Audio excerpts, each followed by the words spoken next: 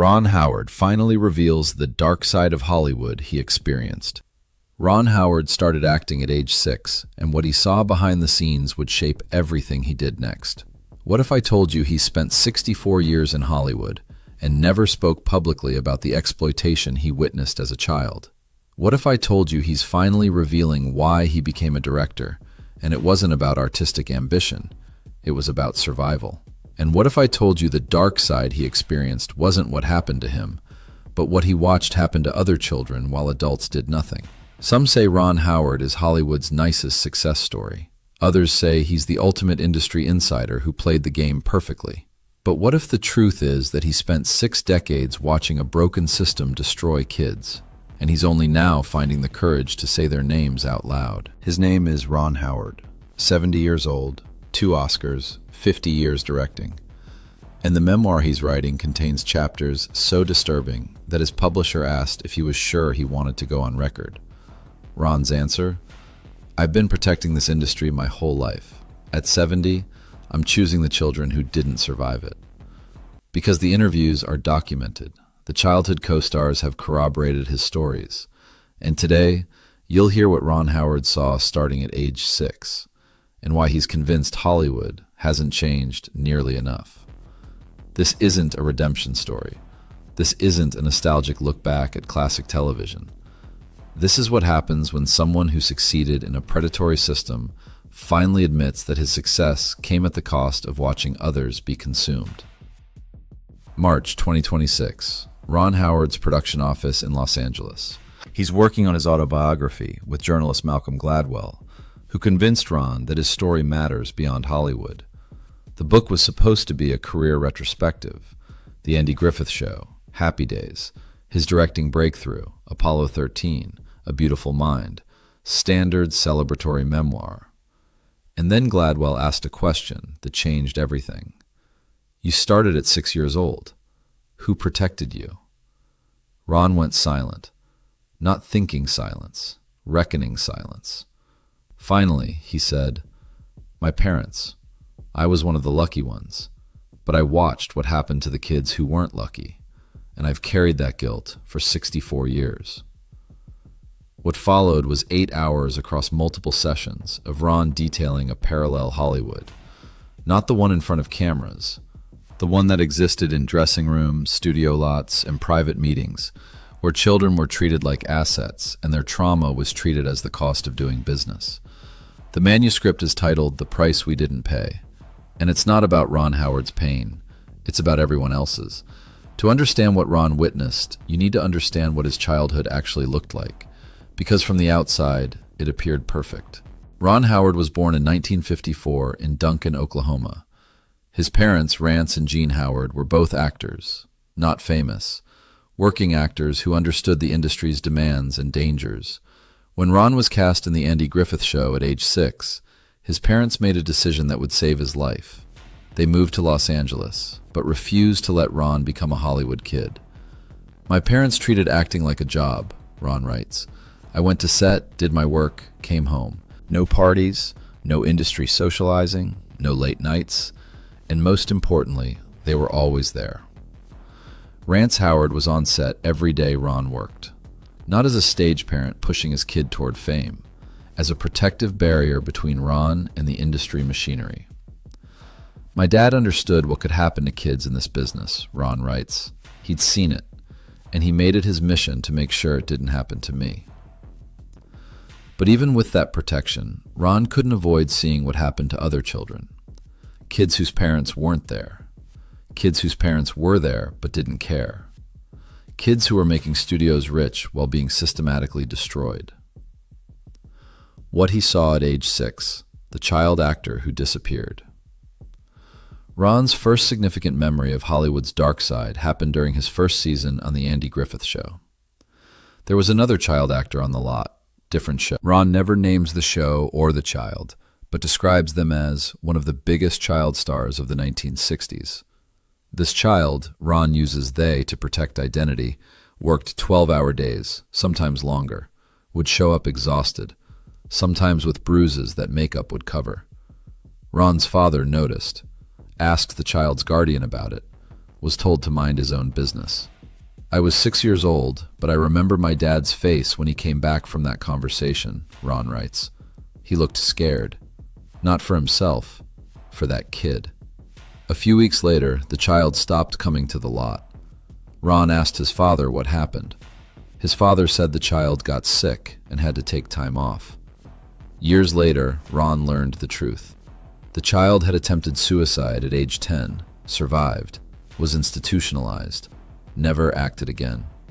I was 6 when I first learned that this industry could kill children, Ron writes. And the adults around me just kept working, kept filming, kept pretending it was normal. Ages 8 through 12. The pattern becomes clear. As Ron got older and worked on more productions, he started recognizing patterns, specific types of abuse that repeated across different sets, different shows, different studios. The overwork pattern. Child actors regularly working past legal limits, productions finding loopholes, parents signing waivers, studio teachers falsifying education records. Ron describes one child actor who fell asleep during a scene because they'd been on set for 14 hours. The director screamed at the child, made them do the scene over and over until they could stay awake. No one intervened, Ron writes. Not the crew, not the studio teacher, definitely not the parent. Everyone just accepted that this was how it worked. The isolation pattern. Child actors deliberately separated from their peers, not allowed to socialize with crew, not allowed to play between takes, kept in a state of constant readiness to perform. I saw kids who had no friends their own age, Ron writes, who didn't know how to play, who only knew how to perform, and everyone called them professional like it was a compliment. The financial exploitation pattern. Parents living off their children's earnings. Studio contracts structured to benefit guardians more than children. Kids making millions while their families controlled every dollar. Ron's parents did the opposite, put his earnings in a trust he couldn't access until adulthood, lived off their own work, not his. My dad would tell me, "This is your money, we're not touching it."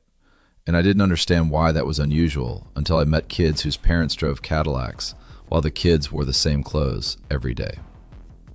The Happy Days years, watching from inside.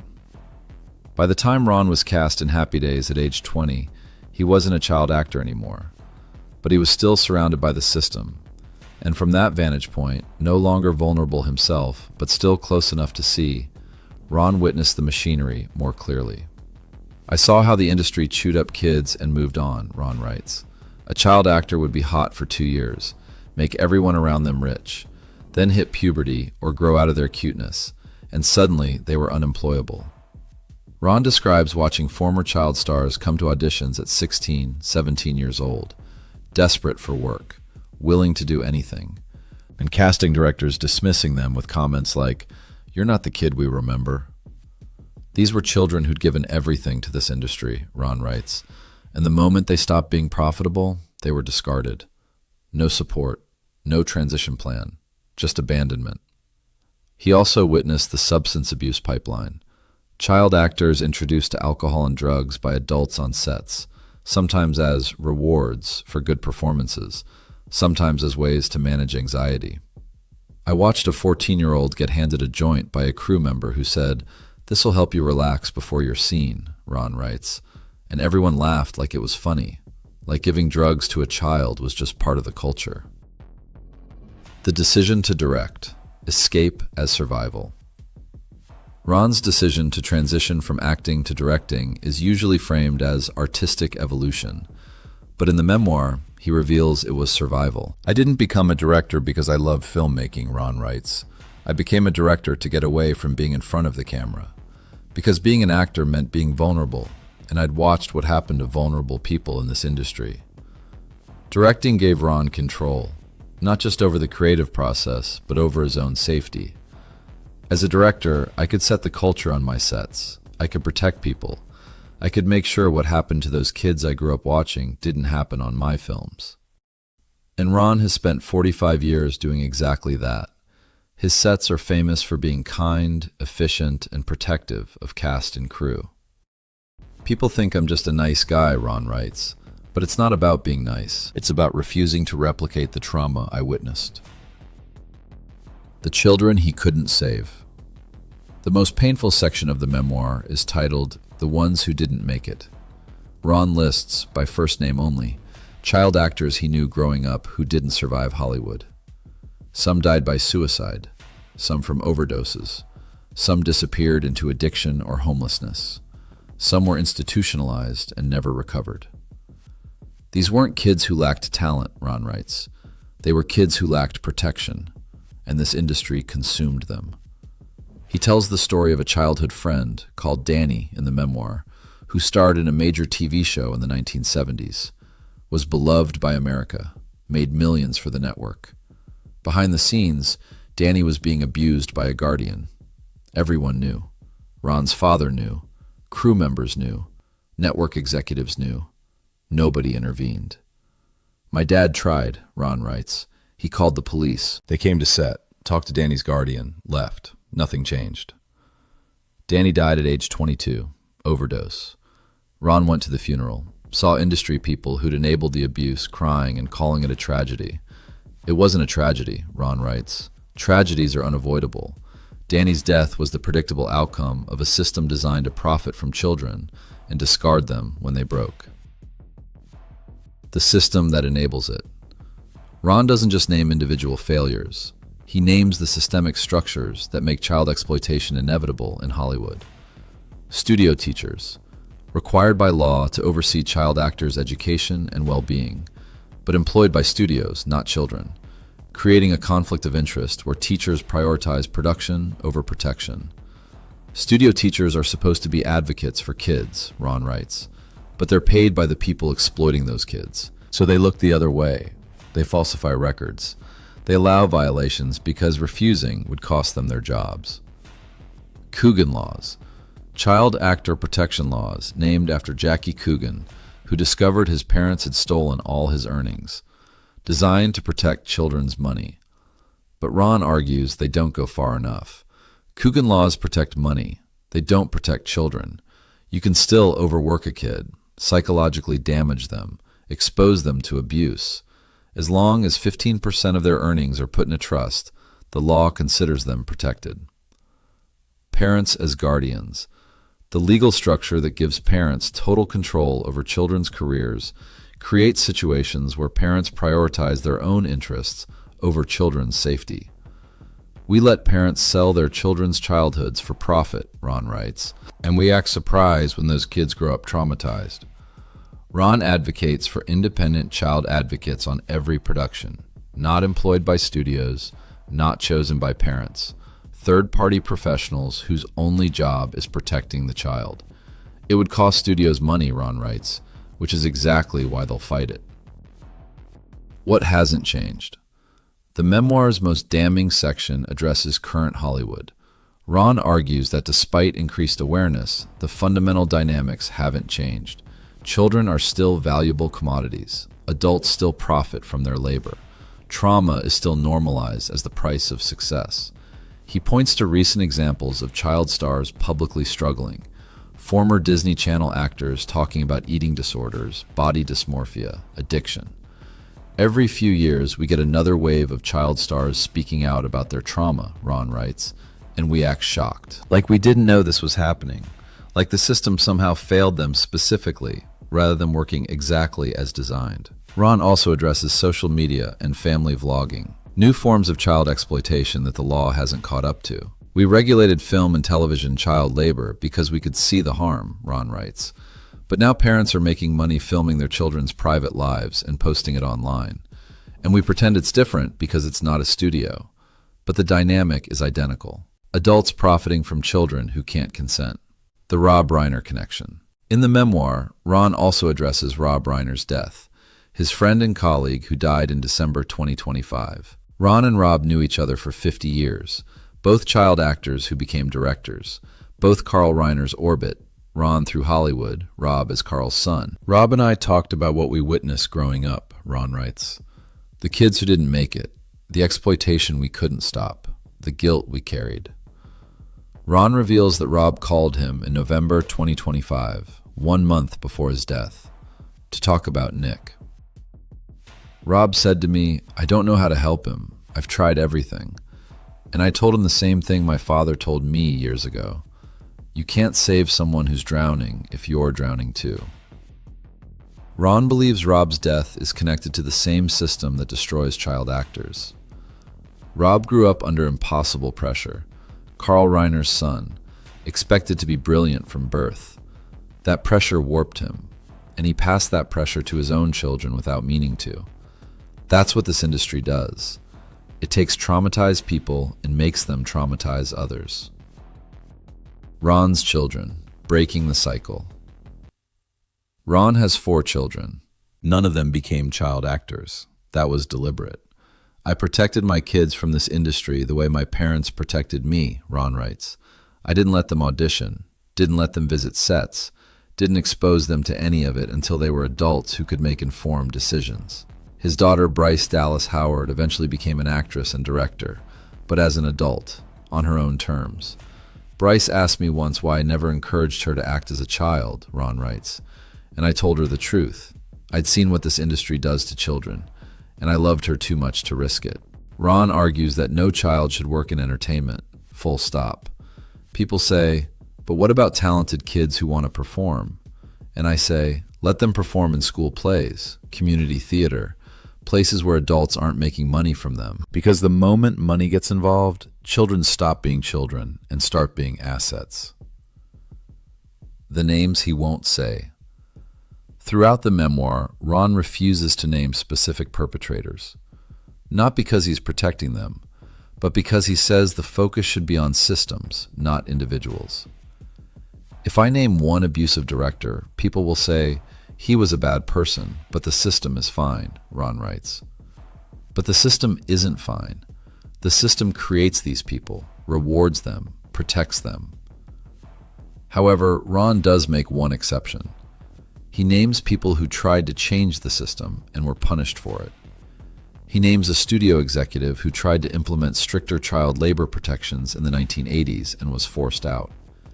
He names a casting director who refused to work with children and was blacklisted. He names parents who pulled their children from productions over safety concerns and were sued for breach of contract. These are the people who should be remembered, Ron writes, not the ones who exploited children, the ones who tried to stop it. The guilt he carries. Ron is explicit about his own complicity. The times he saw abuse and said nothing. The times he prioritized his career over speaking out.